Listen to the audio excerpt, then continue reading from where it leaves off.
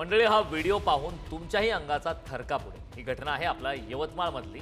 एका 21 वर्षीय तरुणाची धारधार शस्त्रानं वार करून निर्घुण हत्या करण्यात आली।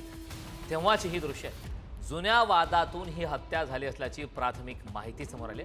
एका चौकात ही मंडळी या तरुणावर असा भयावह हल्ला करते आणि त्यानंतर वार करून जोपर्यंत तो व्यक्ती रक्ताच्या थारोळ्यात पडून जीव सोडत नाही तोपर्यंत ही मंडळी सुद्धा त्याला सोडत नाही।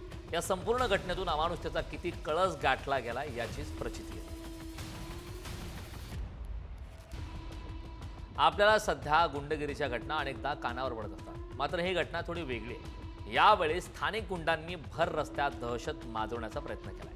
ही घटना आहे उत्तर प्रदेशातील लखनौच्या माडियाव भागातील। यावेळी स्थानिक गुंडांनी भर रस्त्यात एका तरुणावर जीवघेणा हल्ला केला। या हल्ल्यानंतर आरोपी त्यांच्या साथीदारांसह फरार झाले।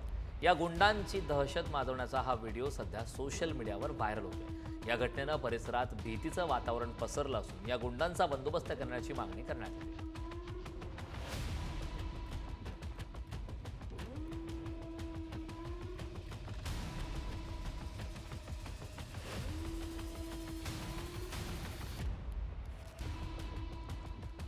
मंडळी, घराबाहेर वाहनं पार्क करतायत तर सावधान, कारण आता घराबाहेरील वाहनं ही चोरीला जात असल्याच्या घटनांमध्ये चांगलीच वाढ झाली। आता हा व्हिडिओ तुम्हीच पहा।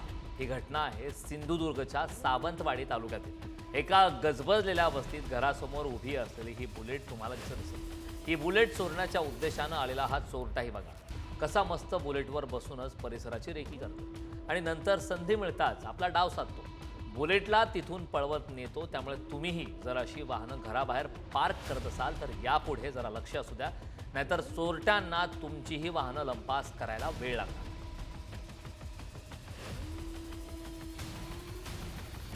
काळ कोणावर कसा घाला घालेल याचा नेम नाही, याचीच काहीशी प्रचिती हा व्हिडिओ पाहिल्यानंतर येते।